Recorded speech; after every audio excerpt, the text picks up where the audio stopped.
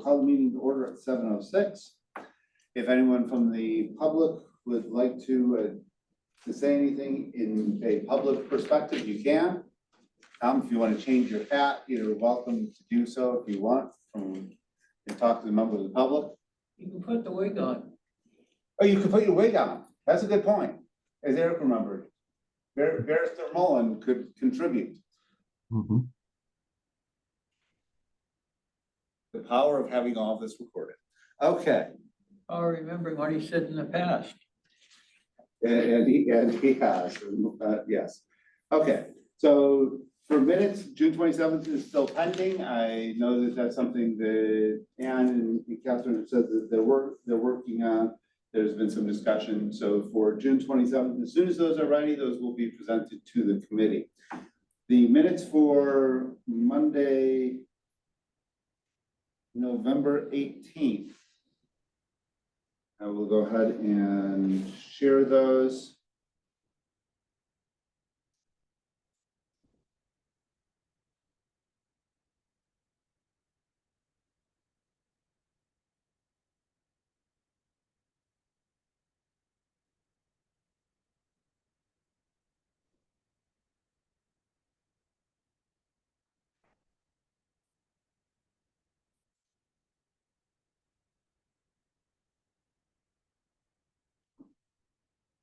Changed how this room works, so I have to.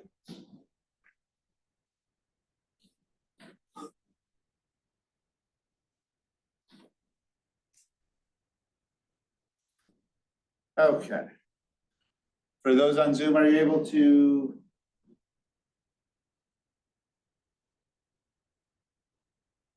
To see it all? Otherwise, then take a moment here to get a host code.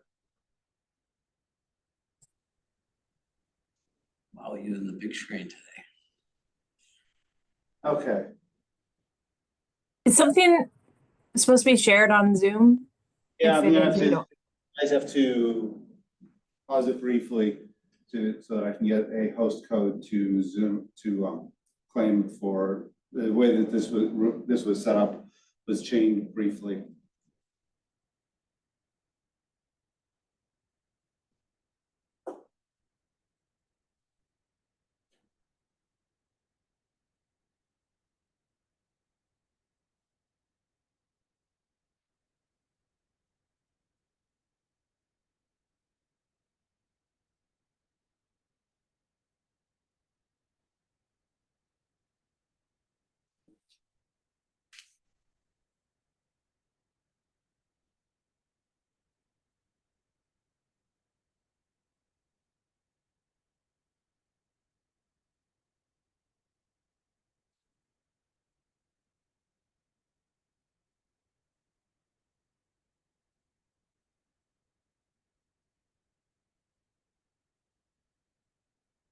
Okay.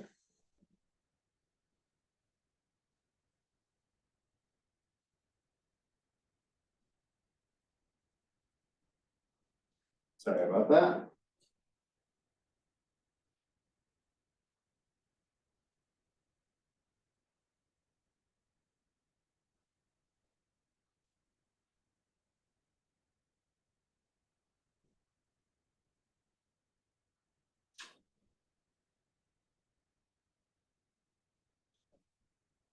Okay, now you should be able to see. I'll make this a little bit bigger. Yes, that works great. Okay, these are minutes that were taken by the esteemed Mr. York at the last meeting. Much appreciated. First we'll take a motion, then we'll go over anything. Is there a motion to approve these as submitted? So moved. Motion made by Mr. Pride, second by Mr. York. Got that, Catherine? Got it. Okay, so with that, we got a motion made and seconded. Any comments? These do have the minutes themselves, where it was taken. We'll add in that was also done on Zoom, since this was a hybrid meeting as well. Although actually there's no need, there was no one on Zoom at that point, so I'm not sure that it's actually relevant.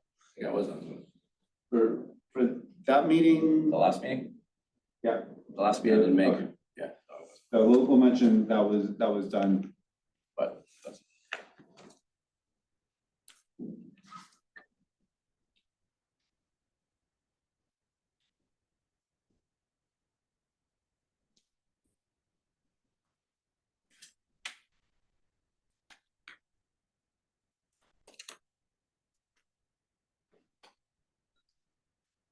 This has to have date, time, location, attendees and topics.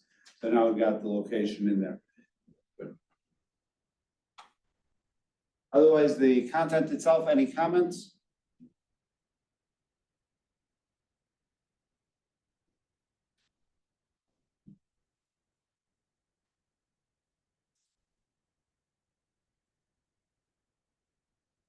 So the motion made and seconded. With that, we will take a roll call vote. Since there are members who are remote, so we will do the remote members first in alphabetical order. So Anne, Yes. Catherine, Yes. Eric, Yes. Joe, Yes. Kevin, Yes. and I'm an affirmative. So these minutes are made and approved. They have the information in here. The one thing that is a follow-up to these minutes is there was a discussion at the last meeting about the accessory dwelling units. Now legislation is passed. We've since received a copy of the actual draft regulations coming out of those. That was received today by Attorney Bobrowski. I forwarded that on to all the boards that I'm aware of that may have an interest in any sort of real property or other things that would be potentially and likely impacted by this. So this would certainly be Planning Board, Board of Appeals, Conservation Commission, the Fire Department, Police Department, Attorney Mullen got a copy, Planning Department got a copy, Building Department got a copy. So that, since we received those have been sent out. So the idea is just to have as much communication as we can. Okay, with that, that's the minutes. So for bylaws, there are a couple of different pieces. Attorney Mullen, hopefully the emails that I sent you didn't all go into spam last week, because I know there were a lot of them on a variety of topics. So if we can change the order a little bit, we can go over the open issues first. This was the email that was sent to you on Wednesday at 7:30. For everyone's benefit, I'll pull up the individual, this is what our email box looks like.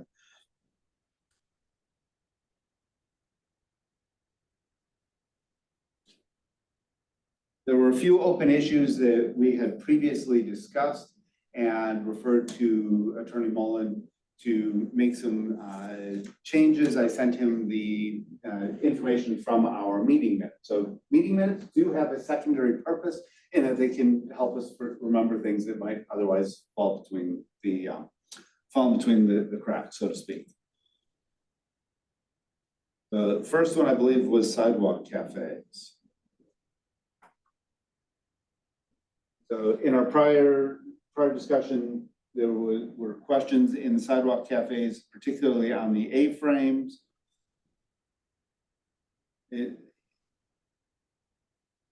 For the sidewalk cafes, for whether A-frame signs are required to be presented before the signage committee, and whether that was going to be used in Attorney Mullen.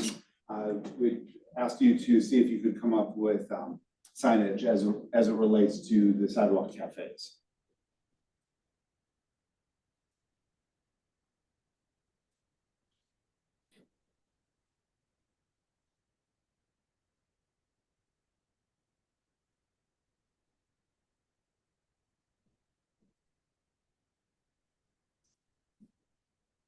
But Attorney Mullen, is there any language available on how A-frame signs would affect sidewalk cafes?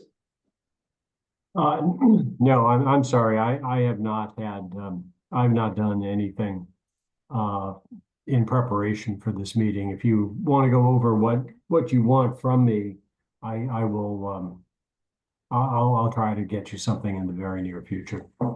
Okay, if you take a look at the email from last Wednesday, 7:30, that will outline the items that we previously discussed. And again, that's coming from our minutes.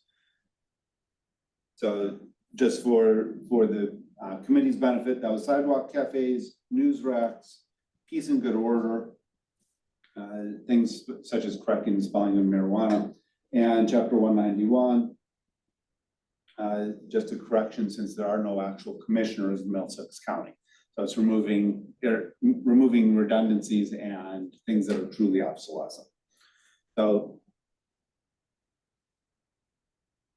none of those were particularly substantive in their content, besides possibly the sidewalk A-frame components, and that's just to figure out what the A-frame regulations should be, who would set them, how they'd be consistent with the other signage.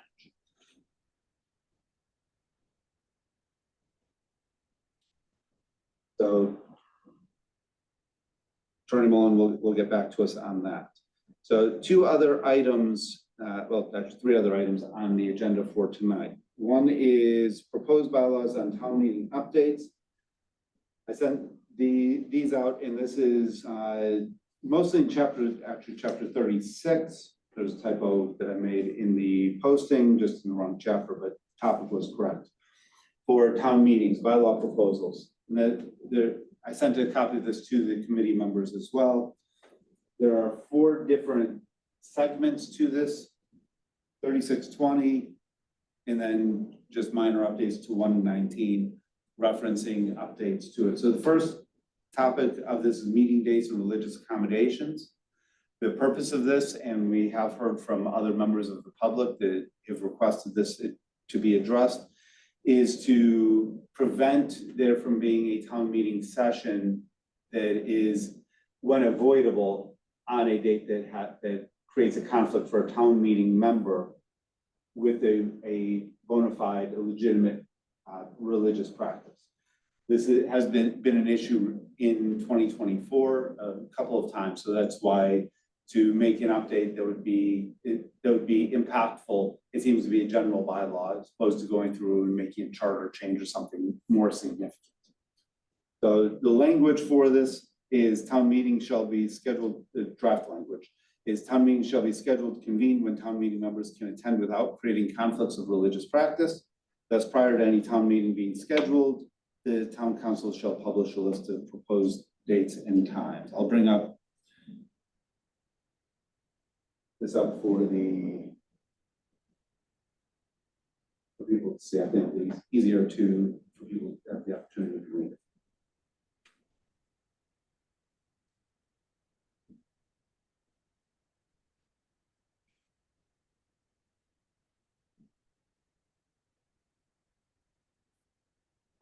Excellent.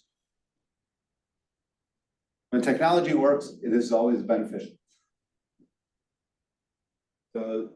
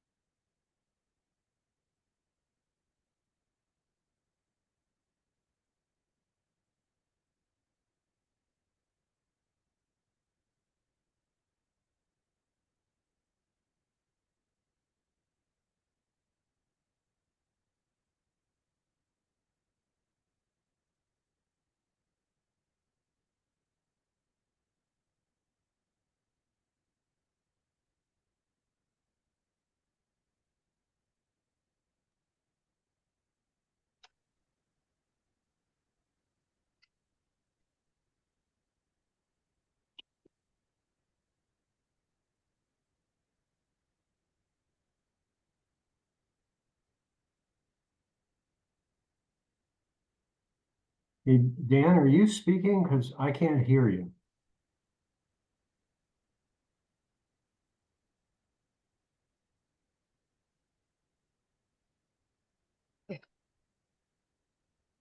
No, neither can I, Tom. Yeah, I can't either. And I think he was speaking. Hmm.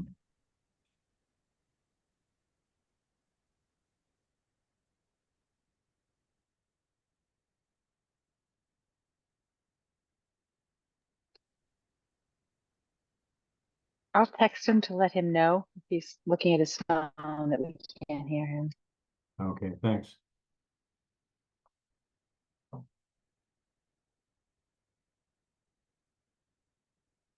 Catherine, could you hear Ann and myself just now? Yeah, I can hear you two, But you can't hear Dan. but I can't hear Dan. Yeah, okay.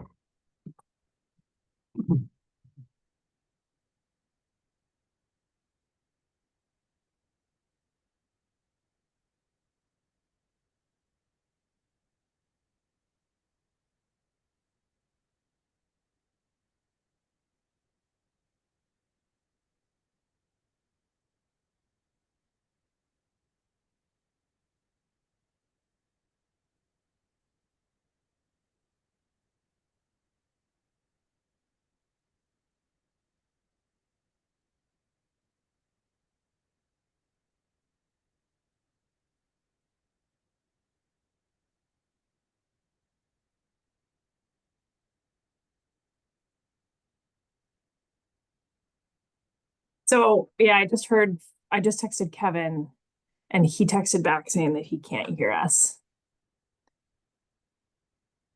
So he's at least aware now.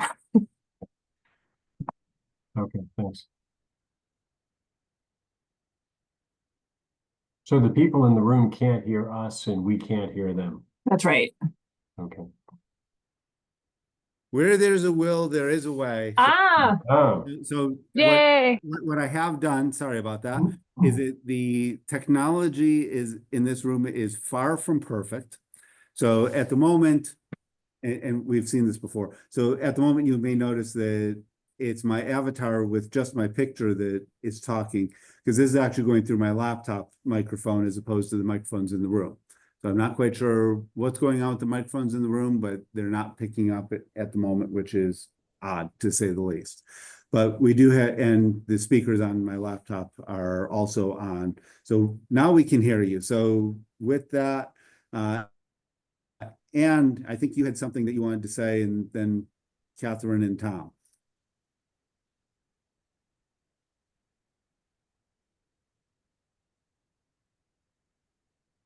Dan, I think we were just trying to communicate to you that we couldn't hear you. Oh, okay. Apologies for. we I had a question, Dan, actually. Sorry, I just walked into my house from my hour-and-a-half Orange Line commute. I wasn't Well, able to read it while I was driving, and I can jump on my computer in a second, but my memory is that there's some wiggle room if for some reason a meeting has to be held, perhaps on a Saturday or another. It might be statutorily dependent, but it gives the town council some reason to do that. Is that correct? if they propose dates, if all of the dates that they propose are in conflict, then yes, the town council can choose amongst the dates that has the least amount of Okay. conflict. All right. I just wanted to make sure there was some sort of wiggle room there. And I agree, going through to try to find something not in conflict first makes sense. So thank you. Yep. That makes sense. But yes, the Yeah. idea is so that the town council can choose the proposed dates. And if there's a date not in conflict, that's what they choose. If there is a date in conflict, if all of the dates are in conflict, then the town council, which as an elected body, the townspeople can have recourse on as they deem appropriate. It then becomes known, but becomes very public that they're choosing amongst all dates that are in conflict. Dan, have folks on town council weighed in on this at all? Not yet. I'm curious because I saw that that it's required that they have at least 7 dates proposed, and I was just curious, authentically curious. I don't know like how realistic it is that they would have 7 potential dates. You know, I imagine they're also trying to navigate other town events, etc., avoid conflicts with, and so I'm just curious. I would be curious to hear from them whether that number 7 feels doable. And they don't have to have 7. If they choose, if they could have as little as 1 if it's not in conflict with anything. It's the reason for the 7 is if they're going to, if the dates that they do propose are in conflict, then they have to have at least 7 so that hopefully at least one of them will not be in conflict. They could be consecutive days.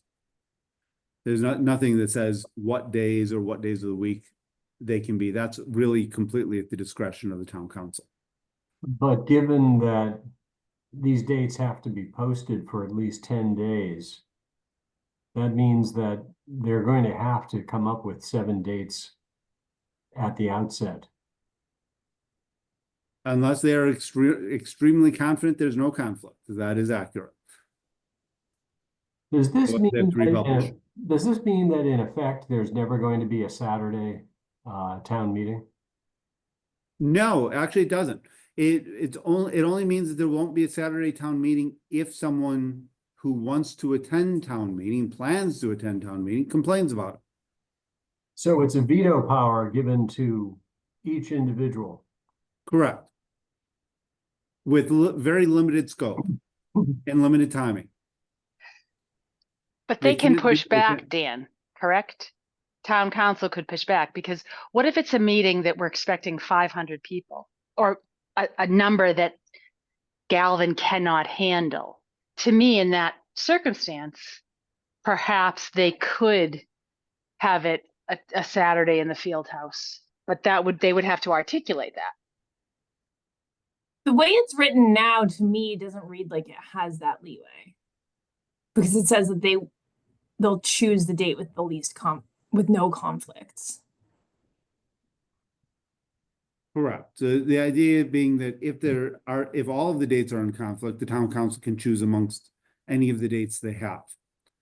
But this means that if someone wants to attend and they have a bone, and it has to be an authentic religious objection because of a religious practice. And that's part of the reason for making sure that the person who would raise that has to state who they are, what the religion is, what the name of the holiday is. That way it allows for research to be done, not to contest it, but to prevent it in the future.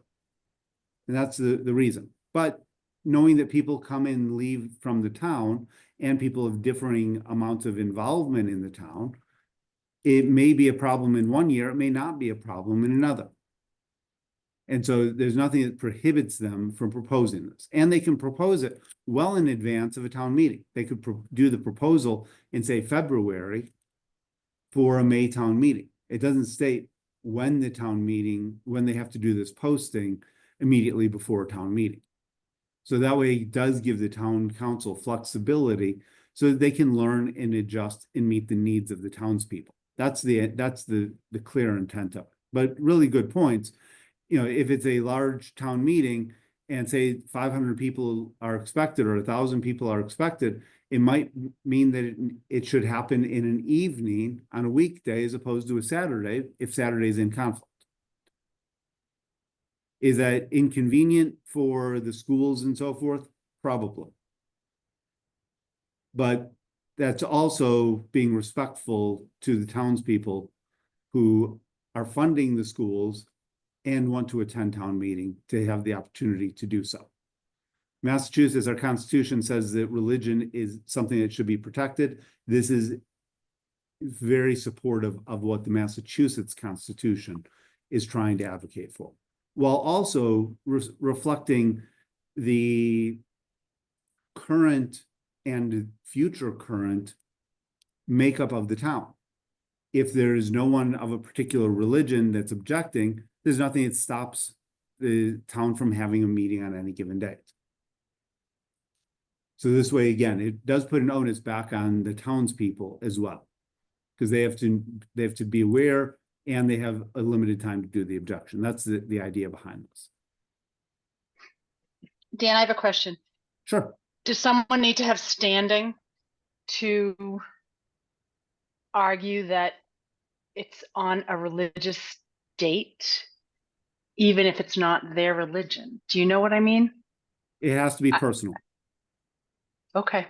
I feel like I'm with Catherine a little on this I would like town council to weigh in Agreed. just to see if there's any, real concerns about this. I appreciate the bylaw and I think it is important, but I do want to hear from them.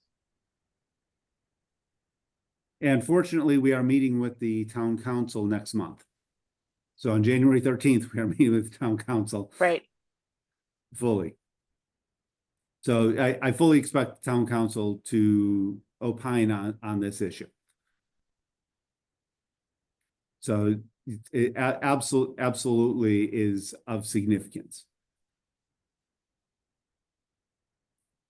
And yes, I'm curious as to get as much input on it, but I've heard from numerous people, and the committee has received emails even today on this issue, that there is a request to put in an accommodation so that this doesn't happen.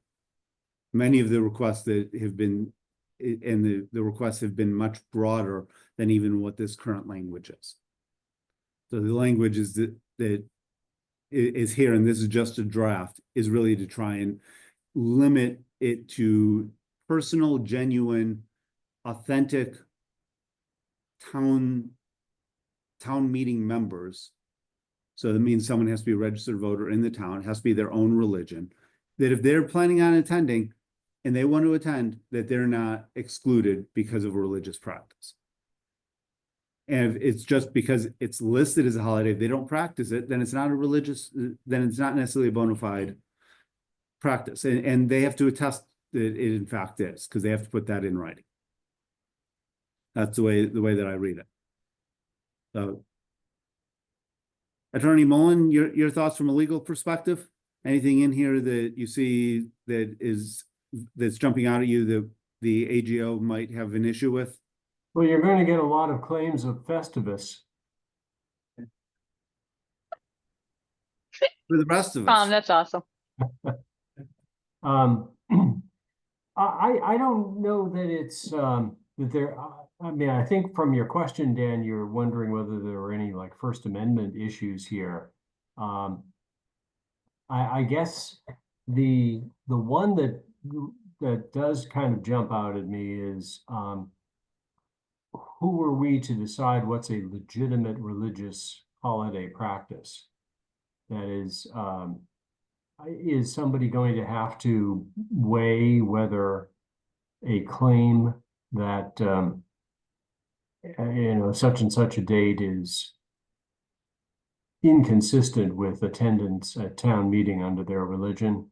I think the SJC in its religion and First Amendment cases says that we can't put government at any level in the position of making that kind of determination. And personally, I agree. And the language doesn't actually allow for, it was drafted in such a way that it doesn't actually allow for a challenge of what someone is stating is their, genuine bona fide religious practice. They just have to name it. So it's not that it gives an objection, but they do have to name it. They have to name the name of the religion, the name of the holiday, so that again, research can be done.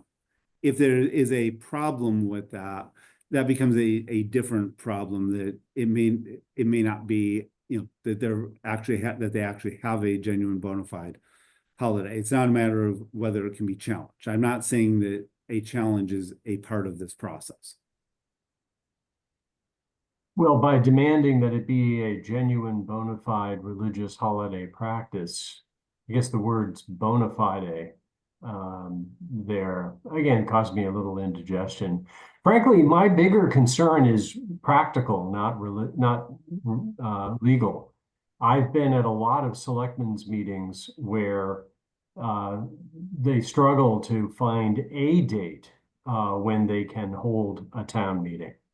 And when they, at other meetings where they try to come up with a motion to adjourn a meeting to a different date, and it's very difficult because the schools, among other things, always have, you know, very crowded schedules for the places where we like to have to conduct our meetings.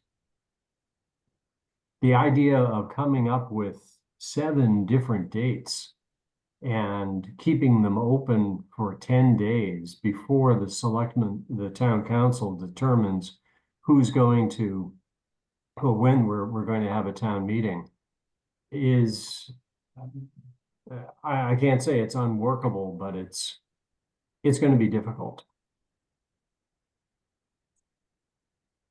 And I don't agree, I don't disagree that this will introduce a level of planning that thus far has not been needed in the town. But I also don't think that that's something that can't be done either. Because it doesn't mean that all 7 days have to be held. Again, this can be done early enough in the process. Is once a town meeting is known, especially for the spring town meeting and fall town meeting, those can be done months in advance. So does it mean that all 7 dates have to be fully open? No. It means that you may expect it to be on a particular 1 or 2 of those dates, but you may not know about conflicts. Okay, Because well, yeah. that's what we've heard. But we don't want it to be where, oh, we only proposed 2 dates, they're both in conflict, and now there's no alternative. Well, you may want to make an exception for special town meetings, because you make a good point. Our charter contemplates that there are 2 regular town meetings per year. So everybody is on plenty of notice that we should be thinking about dates of those meetings. But special town meetings come up on an as-needed basis in between. So anyway, sometimes those meetings have to be disposed of for legal reasons by a particular date. And in those cases, the 7-date requirement may be onerous. You may want to think about like 2.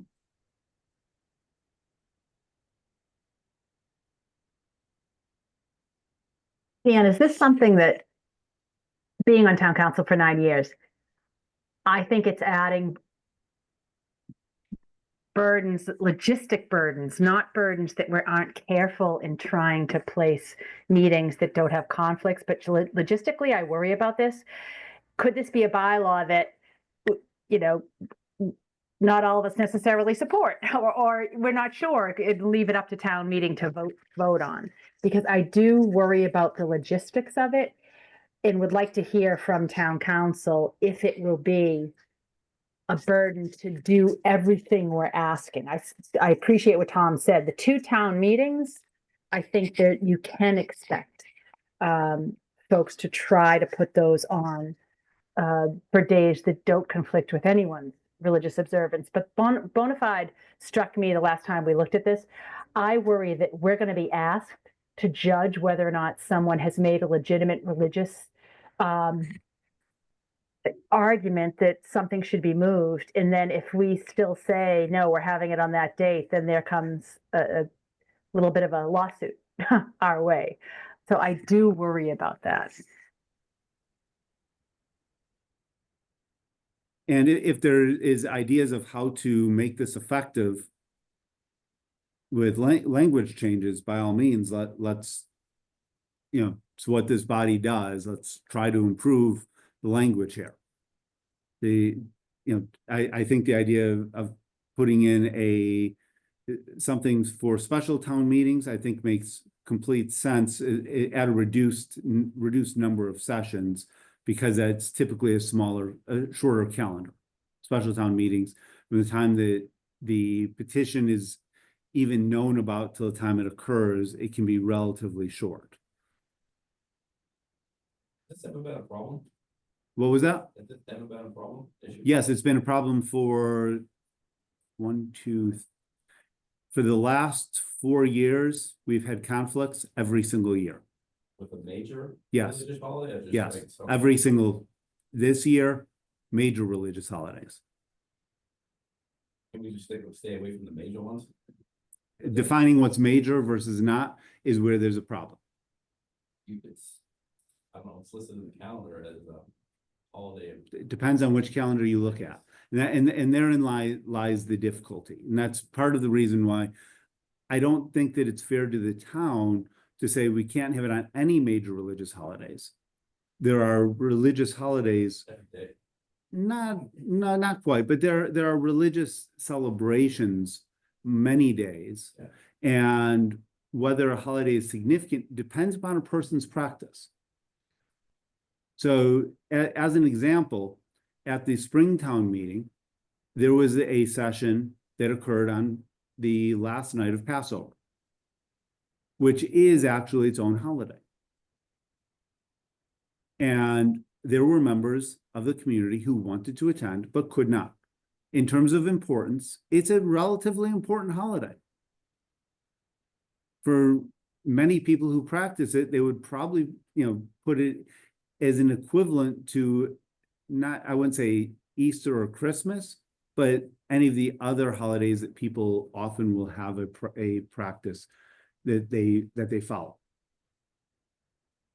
that are of other religions. So that was an example. And I was contacted by people who wanted to attend that meeting, especially because of the topics that were on it, and they couldn't because it was actually in conflict.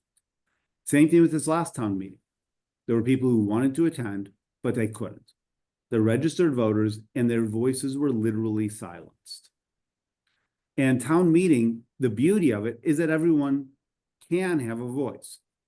Thankfully, only some of us exercise it. And some of us for very short periods of time, myself included.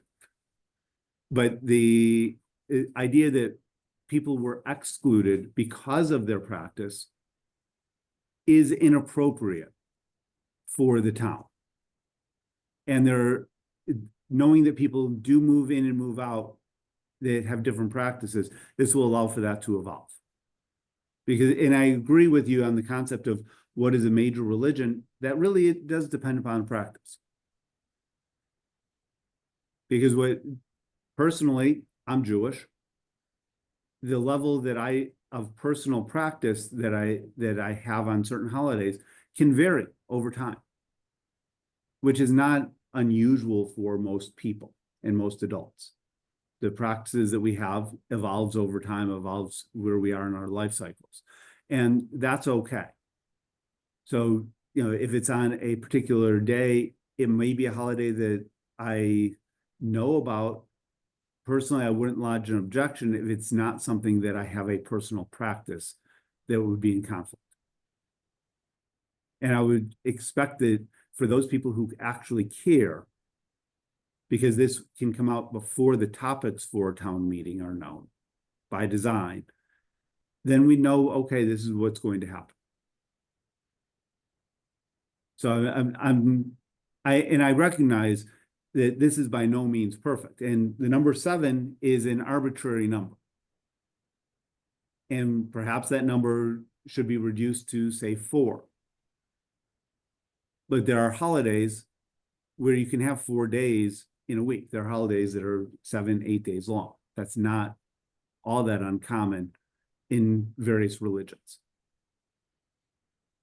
So that's part of where the idea was to increase it so that it can happen. It may mean that there's a creativity that the town has shown that it can have when pressured.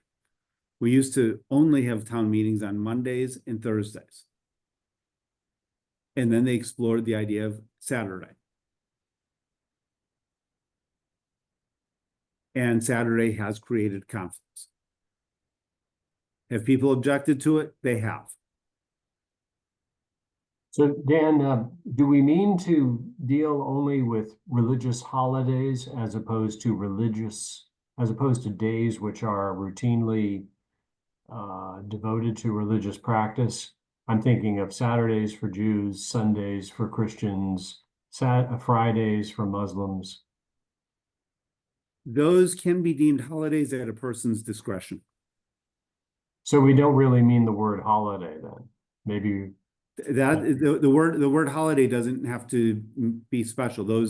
I can't speak for all three of the religions that you mentioned, but most of them will count that as a Sabbath, which is a weekly holiday. That's how it's viewed in many religions. okay, well, certainly not all, because I can tell you that Catholicism does not regard Sunday as a holiday.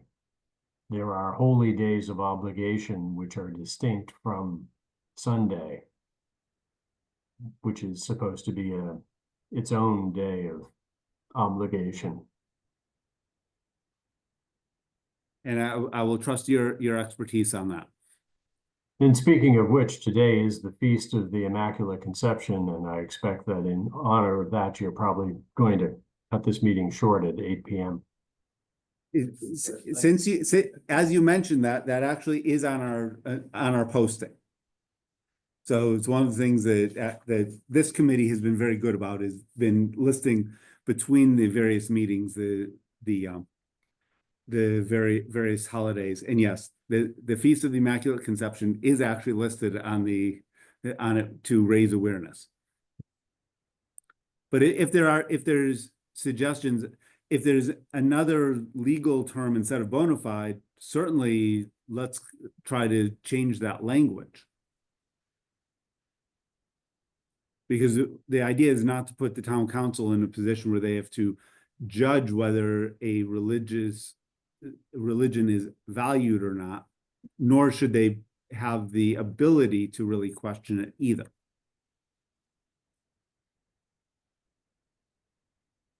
Okay, I don't want to suggest that there's any amendment to this that would make it something I would vote for if I voted at town meeting. I don't think this is necessary.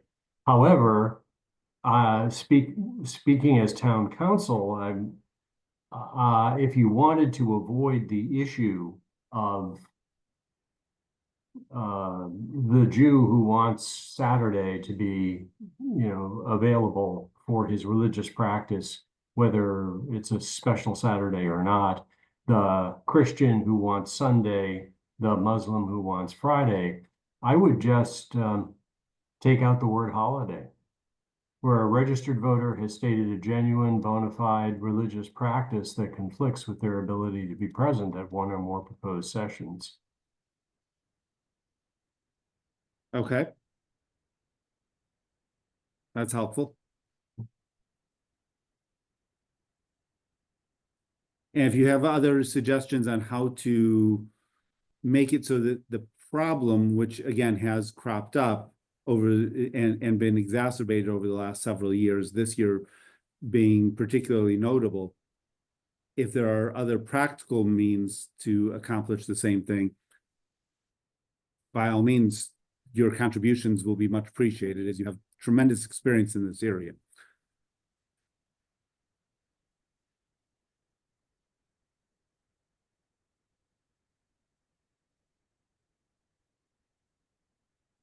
Any suggestions, Tom?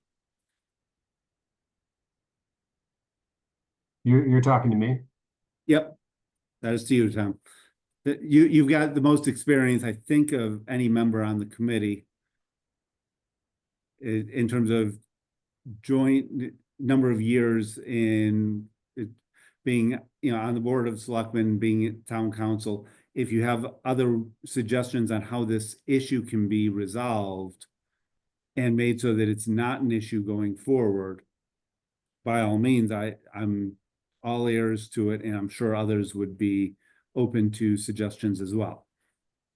I would incline toward including toward substituting for this some language that was intentionally mushy, that was language that is intended just to prompt the town councilors to think about the religious impacts of their scheduling decisions, as opposed to setting up rigid rules about how they go about doing the scheduling. This all just seems terribly complicated to me, even for the twice a year town meetings, let alone for the special town meetings. I'd be more inclined to say that when the town council sets the town meeting dates, they shall bear in mind, among other considerations, whether the scheduled dates conflict with the religious practice of residents in Wakefield.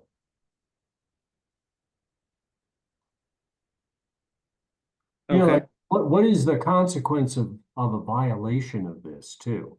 Let's say, intentionally or not, the town council schedules a town meeting and they only get 6 dates, not 7.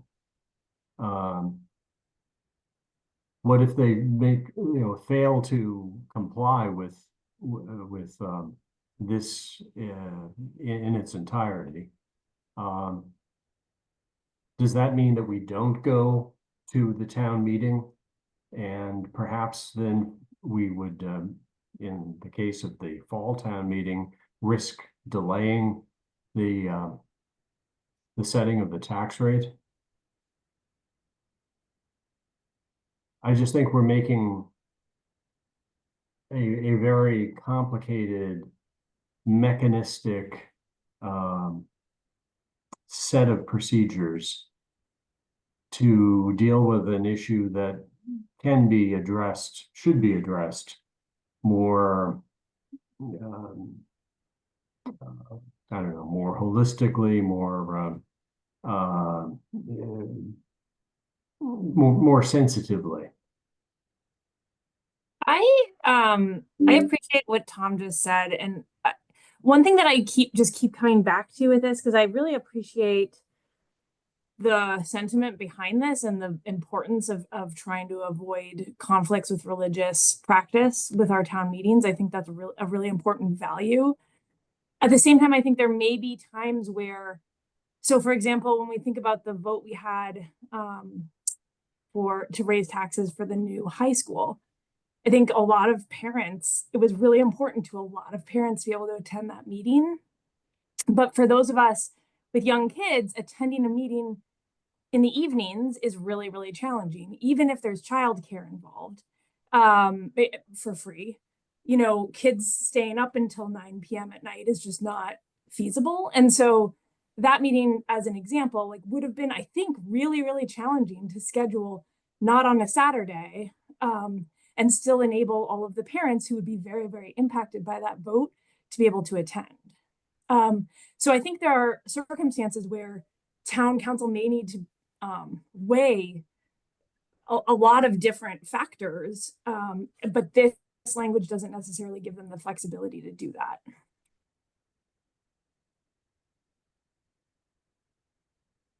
And as someone who has been impacted by these, what I will tell you is that the town council, this issue has been raised for years and has been ignored, explicitly ignored, and willfully ignored for years. Both town meetings that were proposed this year, the issue was raised. The issue was ignored. So that's part of the reason why, and again, I'm not the one who initially brought this up. This was brought to me by another voter, and they asked what could be done. I said, contact the town administrator. Nothing came of that. So that's part of what's driving this process. And other town voters have come to the committee and again, asked for this type of action. So that's why this is before us. So if there's a way to simplify it and not have it ignored, having just the bylaw, the language of the bylaw as merely advisory is unlikely to actually cause any action. And that's part of the reason for having mechanisms. Now, the mechanisms built into this may not be the best mechanisms and the right numbers, but to have a mechanism so that people are respected is significant. And that becomes important because the town councilors all have lives. They all do amazing things for for the various constituencies that they meet. But not all of them are lawyers. And even for all of them, they each do what they believe to be best. That doesn't mean that they necessarily know all of the bylaws, let alone follow them. This, I think, was made abundantly clear at the town meeting that was held a few weeks ago, where there was a discussion of, do they follow state law or not? That was an issue that had been raised repeatedly over 15 years. So it's just a matter of sometimes we have to put in more direction for things to take place. So that's a little bit of part of what's driving some of this. And again, the language in the proposals that we're hearing, I think, are actually really good to try and improve this and make this the best possible document that it can be. But I do think that it's important that we actually codify a process so that we don't get intentional conflicts, because there is the ability to have intentional conflict as well. And while I don't think that was necessarily driven, it could be, and trying to prevent that as well.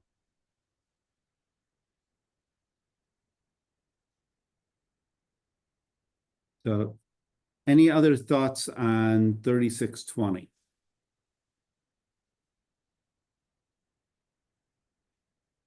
I would agree with discussing with town council and their thoughts. I like lowering the number from 7 to 4. I feel like that gives a little bit more flexibility.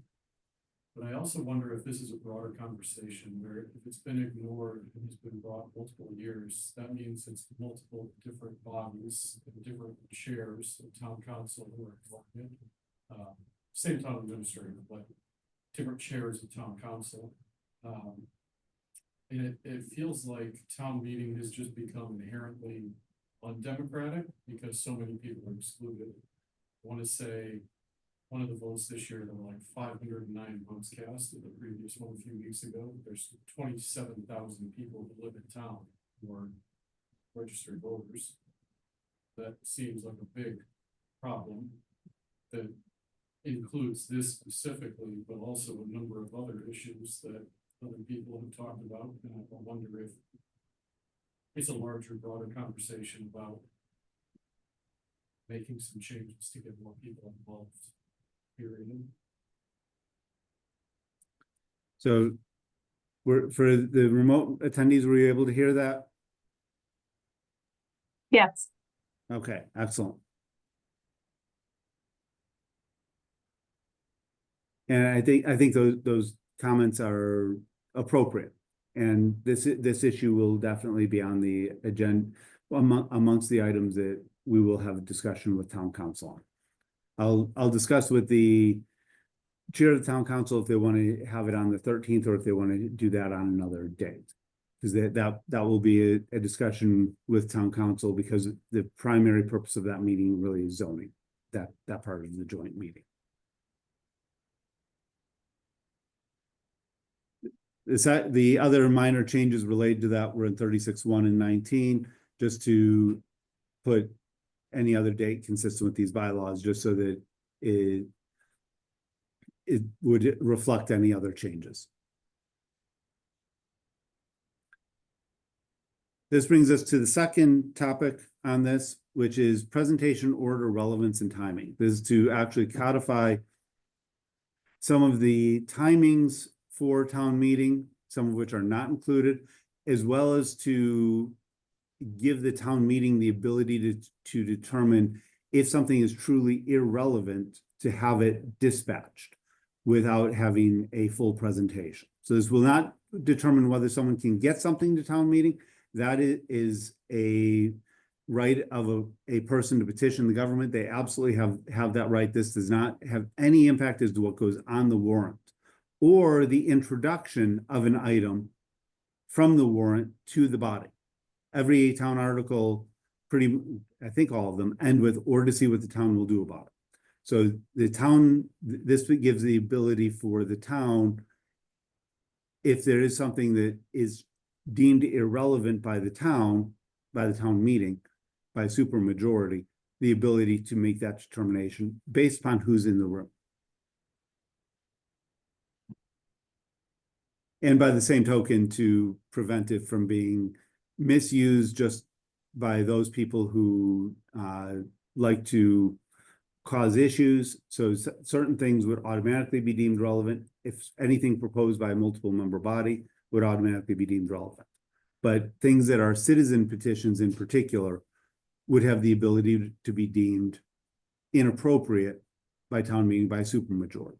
This way, the minority still has the ability to have something presented, but not a tiny majority if it is on topic that is deemed offensive. There are the way this is written, there are three reasons why something can be determined to be irrelevant. Either there's no state court within the Commonwealth that has competent jurisdiction.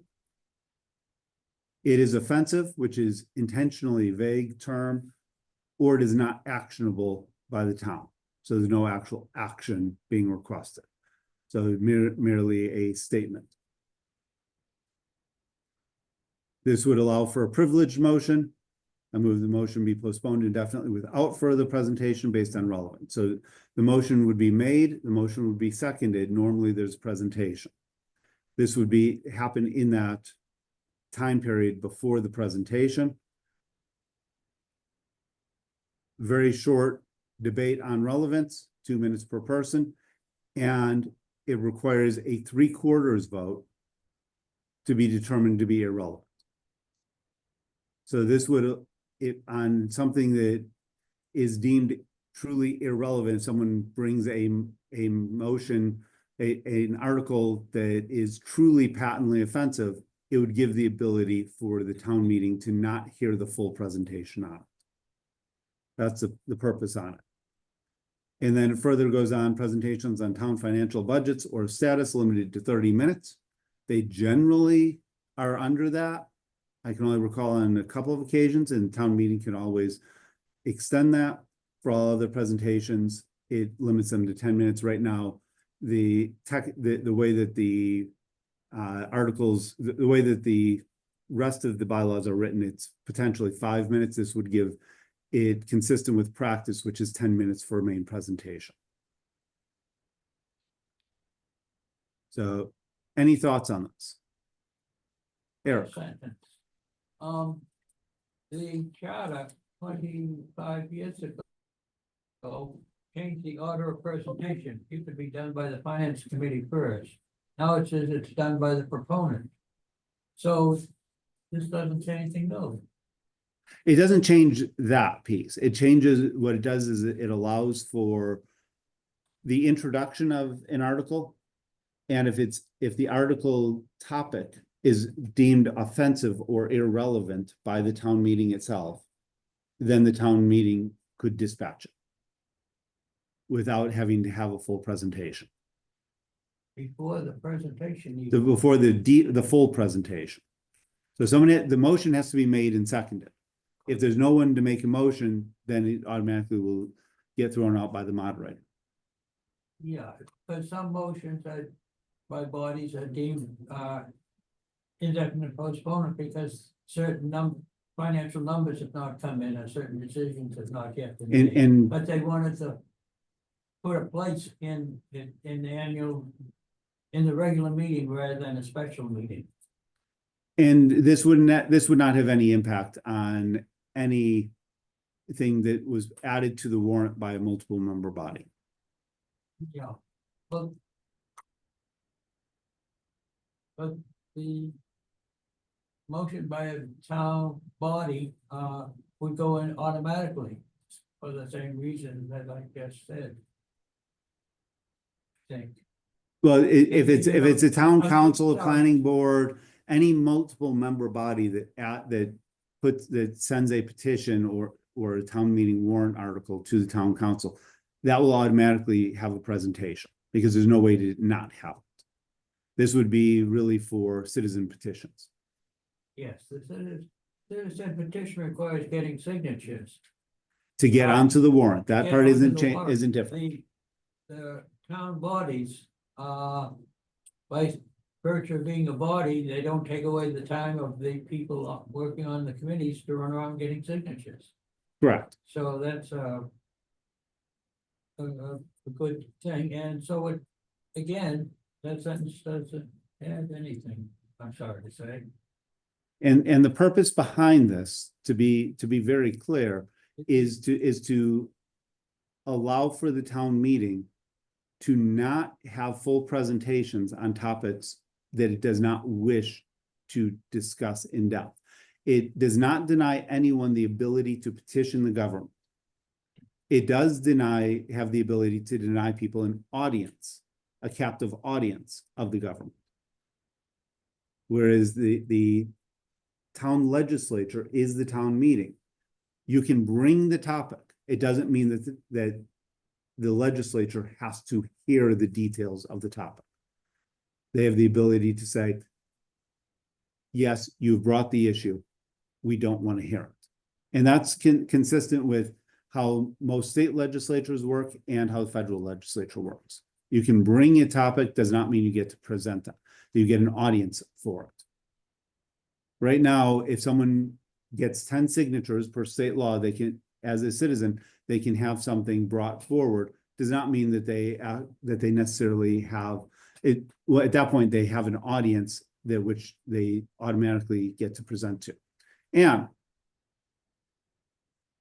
you're on mute. Yeah. So I completely understand this article. The one phrase that jumps into my mind that Tom will know is bad facts can make bad law. So I worry, are we reacting to a singular experience that I totally agree should probably not have had a forum at town meeting? Could a wider net be cast, though, for folks pushing back on citizen petitions that we all roll our eyes at, but maybe, you know, they have they have the right to present? So do you understand what I'm saying? Is it too broad? Will our small town meetings be able to push back against folks they don't like who bring citizen petitions, some of whom bring it often? So that's my somewhat inarticulate thoughts. If I can try to summarize, and please push back as appropriate. What I think I'm hearing you say, Anne, is that you're concerned that this will effectively silence those who may use the petition process to bring forward issues, and they may be very good at knowing how to use the petition process to doing it, and to make sure that this does not deny them the ability to actually have a floor to speak at. Is that the issue? And I think that for what it's worth, the language contemplates that to some degree by requiring a 3/4 majority to be deemed irrelevant. This is not a simple majority. It only requires 25% plus one to then hear the presentation, and there's debate on that. So whoever's bringing forth the presentation can do so. But as an example of something that I could see where it would be deemed irrelevant, someone could bring forth a petition, it only requires 10 signatures, that say that they don't like the color tie that the town council is wearing. And that we should sanction our town council for wearing dark ties. Now, personally, I don't have a problem with the color of the town council's tie. But if someone wanted to write an article to that, get 10 people to sign, which as we've seen over many years, is not difficult to get 10 registered signatures. It's a very low threshold, and that's set by state law. To have them petition the government to require the town council to wear a light colored tie, just again, intentionally absurd example, is something that the town council, that the town meeting is a legislative body, may legitimately take up the issue because it's on the warrant, because it had 10 signatures. There's no way for the town council, CIL, to throw that out, as absurd as it may be. But there then would be, the town meeting would have the ability to say, we're not giving you 10 minutes to read why light colored ties are better than dark colored ties, when we've had 500 people take their time, or 300 people or 100 people take their time to hear that type of discussion. So that, and that's part of the reason why in the drafting behind this, the initial drafting, it was put at such a high level of 75%. And that number could be raised to 90%. There is precedent for that in our charter. That seemed a bit high, but 75% is a really high threshold to have something deemed irrelevant, because it shouldn't take much to get 25% of people to say, okay, I want to hear more about this issue. Would we likely get 25% of people to hear about whether our town council should wear light colored ties or dark colored ties? I don't think we'd reach 25%. But it's better than having, to the discussion that has been raised earlier, having people's time taken for something that would be potentially offensive. And we've seen offensive topics come up now at multiple town meetings. And we're not alone in this. There are offensive topics, many of which are on international affairs, that are coming up all over the Commonwealth and all over the country. So this is unfortunately an issue that is increasing in significance. And so the purpose behind this is to try and get a hold of this, while not denying someone the ability to have a legitimate discussion. It may be a minor issue, but one appropriate for town meeting, such as whether a street should be accepted by the town, a private way into a public way. And as an example, it may only require 10 signatures. There are people in land use, that's what they do. They can have that presentation and they can explain why, in fact, it is significant for the town. They have at least 2 minutes to argue that level of significance.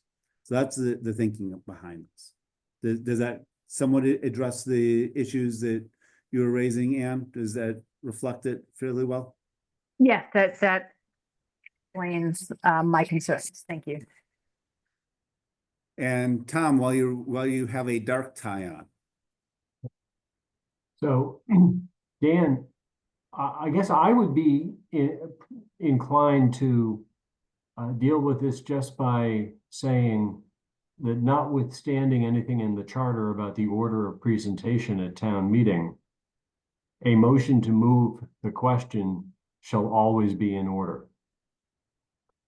That way, if there's something just patently inappropriate before town meeting, we don't have to sit through a presentation by the proponent, followed by a recommendation by one or more town bodies, followed by some degree of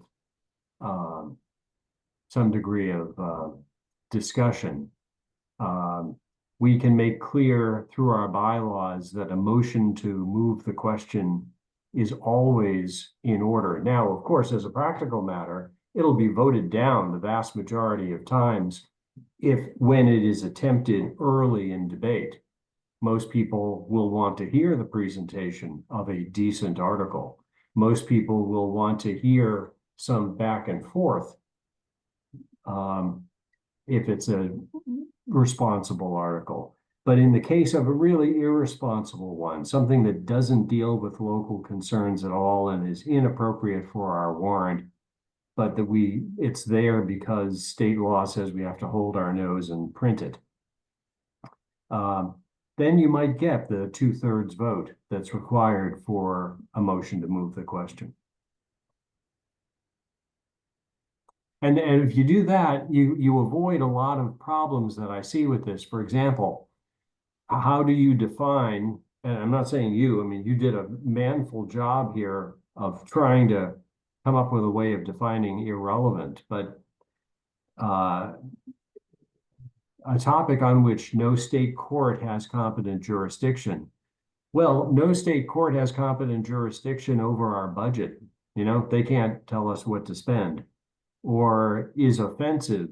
No, Dan, we're not going to use that. The Attorney General will tell us that's not a standard we can apply, or is not actionable by the town. I see your point here, but the concrete example that's motivating us now, the article that was at the end of the most recent town meeting warrant, was actionable by the town in the sense that it called for some actual decisions by and action by our town officials. Among other things, it said, thou shalt not make municipal expenditures to purchase goods and services from any company that was doing business in the West Bank. Including unbelievably Ford Motor Company, where most of our police cars come from. So that was technically actionable. I would prefer to get away from all of that kind of complex and dubious, legally dubious verbiage, and just say, we're going to allow anybody to bring a motion to move the question at any point, even really, really early.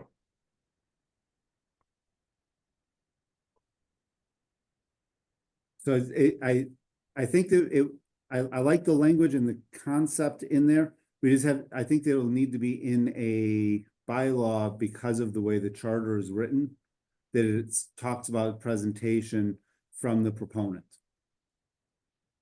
And so we have to have a way of interrupting that process.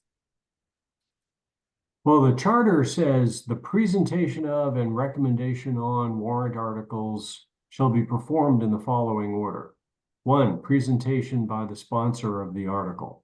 Right. It doesn't say that, it doesn't deal with the question of when are different kinds of motions, when can they be entertained?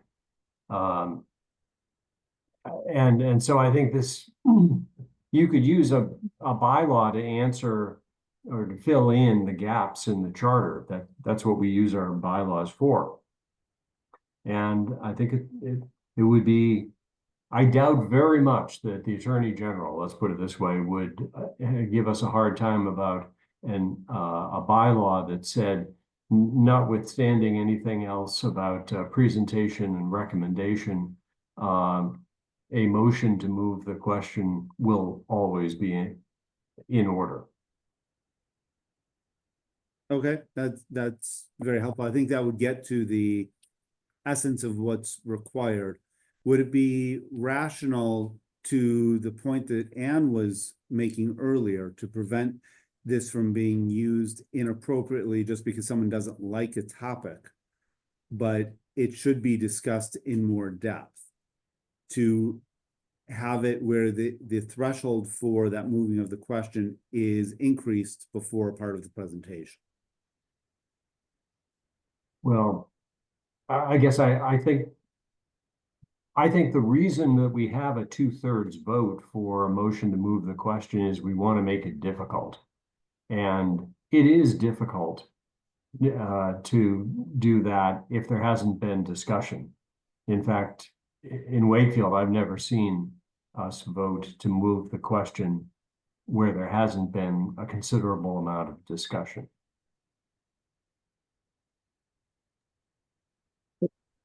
Dan, I think that the town, even if you're not crazy about a particular petition, most of the townspeople don't jump at moving the question until someone has been heard, someone's had the ability to say something. So I don't know. I think the town will protect the vast majority of legitimate, if somewhat irrelevant, petitions. And there's the conundrum. So it's not, would they move to protect one that feels very offensive to a lot of people? That's what I'm not sure about. And I think it's a fair question. I think the solution here that Attorney Mullen is recommending may be a really prudent way to address this so that it allows for the town meeting to make that discussion, to make that particular piece. 100% agree. I like Tom's suggestion on this. I like that suggestion too. One question I had is, would that enable people to interrupt the presentation, or you have to move the question before the presentation starts and then wait until the end of the presentation? Or could there be like unlimited interruptions of the presentation, which also feels like it could potentially be really disruptive? I know the answer. Ooh. All yours. There actually is an answer to that question, and it's a good question, which is we're governed by Robert's Rules of Order, and Robert's rules say that a motion to move the question cannot be made to interrupt another speaker. Okay, so it's got to be made before a speaker gets up and opens his mouth. Thank you. Yeah, I think that your solution sounds like a really good one. So in practice, the way that this would to be effective with a bylaw that again makes it very clear that a motion to move the question is always in order, is it would require that a person be recognized by the moderator after the seconding of the original motion, but before the proponent gets the floor again. Is that a correct ordering? Yes. And that's not an unreasonable expectation, because as long as someone has actually made it clear that they have a motion, they are supposed to be recognized. That's also in Robert's rules. Eric. Well, it seems to me that moderator goes to this article and reads the substance of the article. That cannot be changed. That has to be done. Now, we look at in the big paragraph, we'll say, we're using common sense to know it's not allowable and stuff like that. But who makes that determination? Is it the town council singularly himself? That it follows the no competent jurisdiction is offensive and not actionable? No, that anything along those lines is made by the town meeting. Any determination is the town meeting would be responsible for. Even any making a motion to move the question would be determined by the meeting itself. That is on the motivation for them doing it, but I have a couple other points. Sure. One is that I've seen in the past decades that a proposal comes through for a new high school or a new school, and there are a lot of people against it. And so they voted down, and a year later they voted in at higher cost. So But this is a motion to fill the school. You can't shut off the debate immediately by saying, oh, this is offensive to me. I want to be ignorant. I want my kids to be ignorant. I'm being foolish there, but I'm making a point. Now, there's another issue that may fall into that thing. And about 4 decades ago, after Ronald Reagan was elected, town meetings all over Vermont were voting for a nuclear freeze, saying, we got enough atomic bombs, we don't need any more. And so the thought was to do the same thing in Wakefield. Get enough signatures to put it on the ballot for a vote way back into the fall. But that's another issue which you can talk about more than the present issue. But it was a way of getting a lot of public opinion on a particular issue before the powers that be in Washington. Even though we have powers that be only in Wakefield at town meeting. And what I'm hearing you say, Eric, for those who are remote, is that the power to petition the government is significant. Whether the government chooses to listen or not Yeah. at any level is a separate and independent question. And the ability for the government, including the local government, to have the ability to take stands on issues outside of just the local issues, such as nuclear energy and so forth, is something that the town meeting has the right to do. And I don't think anything here would change that ability at all. I think in some ways, this will enhance it because it will make town meeting have the ability to be more focused.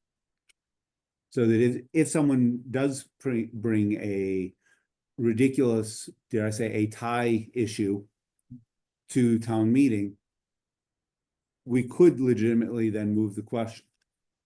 And Tom, on the issue of ties, should we ban you from wearing dark ties? Shall we ban dark ties?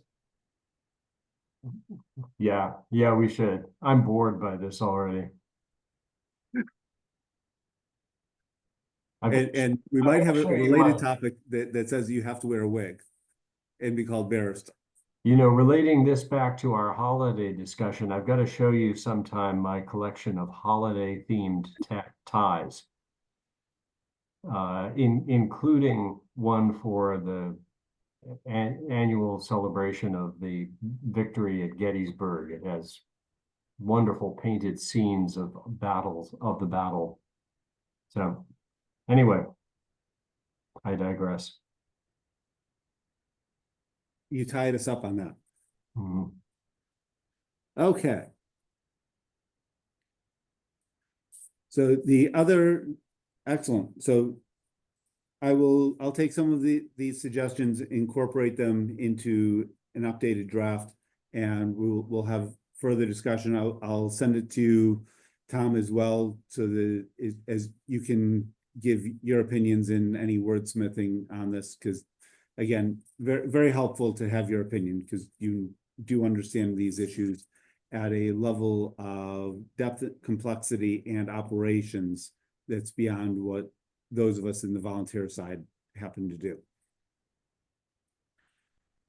So one of the other items, and we'll probably have to defer it, is a proposed bylaw on annual reports. This is related to what Eric had brought up at the last town meeting. The recommendation was to come back to the bylaw review to discuss that. So Tom, if you have the ability to take the structure, the general structure of what was proposed at town meeting and put that into something that could resemble a language that would be effective to accomplish the goal of having additional reporting by the building administrator, by the building commissioner, building inspector rather. I think that will be helpful for a future discussion of this body. Does that seem consistent with the expectations? Yeah, I thought to do it this fall rather than put it in with our new, with what we're doing, assuming that there was no new stuff in our consolidation, and rather than sneaking in some little thing. It would be separate from the recodification. Yep. Just as these proposals, should they go forward to town meeting, will be separate from the recodification. New bylaws that are not existing would not be considered part of recodification, because it's too different. Where there are changes to the existing code, even substantive changes, that can still be part of recodification because it's still the same general topic. These are novel topics for the town. So I would not expect any of these to be buried in recodification. Just from a practical perspective and respecting town meeting itself. So any thoughts? Item 6, the E-code 360 update. And this one, Tom, your help in particular might be useful. So E-code 360 is where the town bylaws are currently held. But unfortunately, it's not completely consistent with the latest updates of the bylaws. And do we know if there is a published version of the bylaws that's consistent with the Mass General laws on bylaw publishing?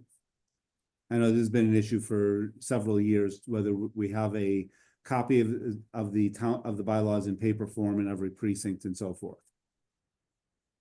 I know that for years, the town clerk was providing paper updates for those of us who had the big paper book of bylaws and charter provisions.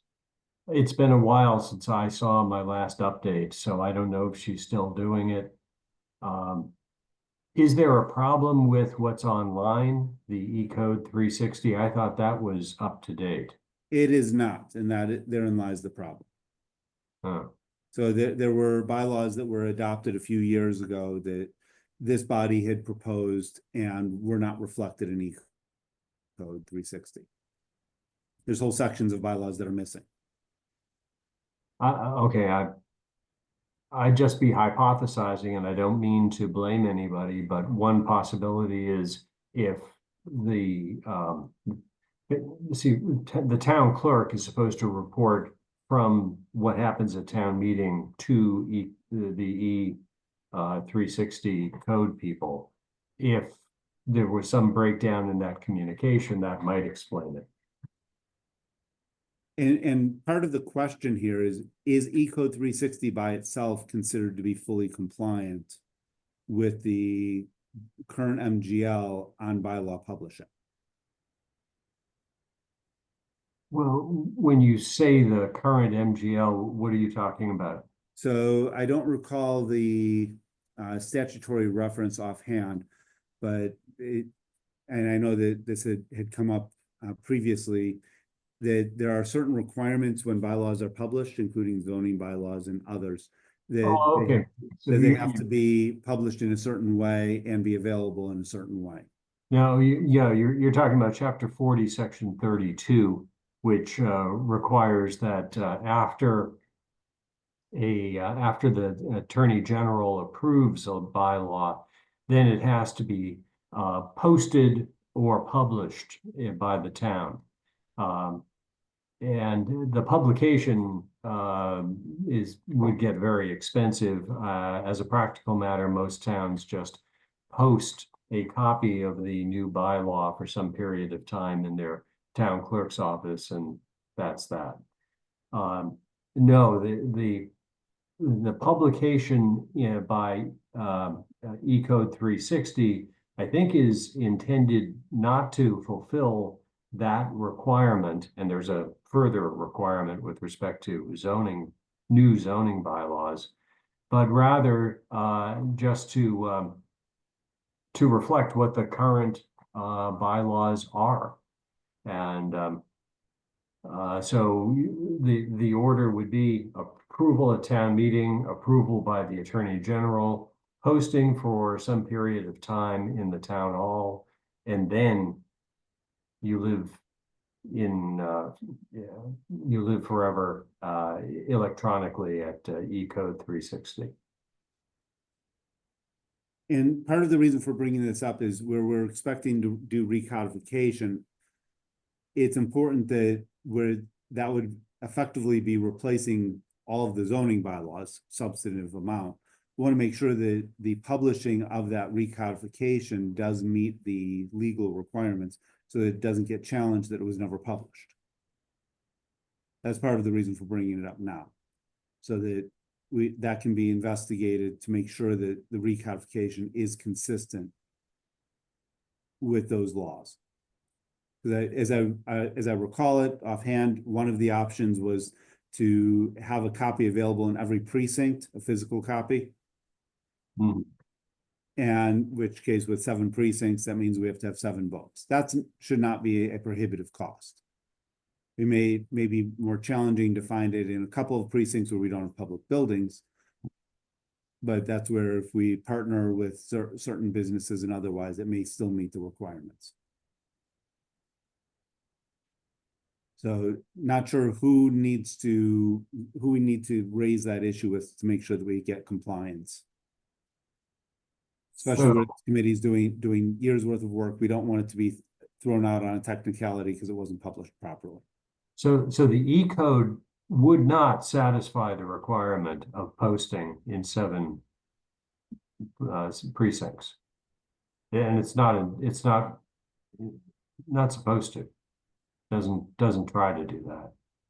Again, the E-code is just supposed to show what our bylaws are after all of that process has been gone through. And it's a matter of what would the process be so that we can be compliant, because it does not appear that we currently have been.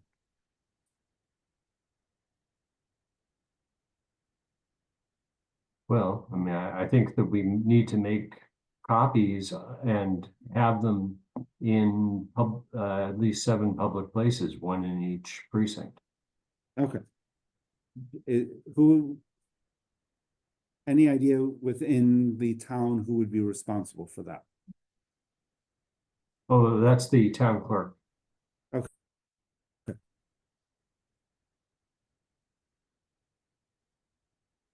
And this is just to protect the work that we're all doing here, including you, because you'll have to defend all of this work. We want to make sure that we don't get to a point where someone challenges this because it wasn't published properly. Mhm. And then there's something that causes a problem later on. So that's the reason why this is being brought up now. So that we can plan to have the work done properly and completed. Because this board will be realistically done with our formal work at the town meeting once we hand in our final report. So there's a process that happens after that. So we want to make sure that those pieces get fulfilled properly and consistent with the MGL. That's the reason for bringing this up. Okay, so we'll coordinate with town clerk. There may need to be a process to validate what's showing up on the E-code 360 to make sure that that all of the most recent town meeting votes are actually reflected. Because again, there's some that when I've looked are not reflected properly. Okay. Anything else from anyone? Any new business? With that, our next meeting is going to be in approximately 24 hours, actually about 22 hours. I can see how excited everyone is, but it should be a really good meeting with Attorney Bobrowski and the planning board. So we have one member who will get to wear 2 hats. You can bring both hats and flip it around. Maybe just choose a sorting hat and to figure out which it is at any one point. So tomorrow's meeting will be held over at Town Hall in the 1st floor conference room. It will again be a hybrid meeting. Tom, you are encouraged and welcome to join us with Attorney Bobrowski if you want to. The rest of us, I encourage people to attend in person if they have the ability to. If you don't have the ability to, Zoom, it will be set up. No guarantees on how well it will work. We've seen some meetings in here can be flaky from time to time. I will again notify the town administrator's office to have them work with the IT department to try and figure out what's going on with the sound. So with that, we've got that meeting on January 13th. We have 2 meetings just to make everyone aware. The first meeting is going to be an early meeting at 6 p.m. with the Zoning Board of Appeals. It will need to be realistically kept short. I'm sure the Zoning Board of Appeals will appreciate our attempt to keep it as short as possible, because we actually have a second meeting that same day with the town council. So as we get closer, we'll have an idea of where we are on the town council's schedule. And the first meeting will likely be held in this room. The second meeting will go across town over to WCAT to meet with town council. And both of those have the intended purpose of presenting the recodification, the proposal for recodification of the bylaws where we are with that. Attorney Bobrowski will be with us for tomorrow's meeting and the meetings on January 13th. So January 13th will be 2 meetings. I have been in touch with the chairs of each of the boards, particularly for the Zoning Board of Appeals. If the discussion goes beyond the allotted time, we will set up a subsequent meeting to continue that discussion as needed. But I have made the request for all these meetings, if there are known issues by members of the boards, to have those sent in so we can submit those to Attorney Bobrowski so that he can be as prepared as possible. And that will hopefully make the meetings as efficient as they possibly can be. Otherwise, this is going to be an adventure for this body as we get to work with other bodies. And I'm fully confident we will get lots of really good questions, answers. And we are not expected to have the answers as members. Most of that will likely be deferred to Attorney Bobrowski. He is certainly esteemed in understanding our bylaws at this point and understanding what the needs are. So with that, anything further? Otherwise, tonight, as noted by Attorney Mullen, is the Feast of the Immaculate Conception. That's the only item before our next meeting. And with that, we will take a motion to adjourn. Kevin is moving to adjourn. Do we have a second? Second. Anne is wasting no time at all on that and making the second. So we've had a motion made and seconded to adjourn. We'll do roll call vote. First, those on Zoom. Anne? Yes. Catherine? Yes. Eric? Yes. Joe? Yes. Kevin? Yes. And I'm an affirmative, so the meeting will be adjourned at 8:45. Thank you, everyone. Much appreciated. And we will meet with you again, Tom, to go over the general bylaws and proposed updates. Much thanks for everyone's guidance and input. Very helpful. Have a good night.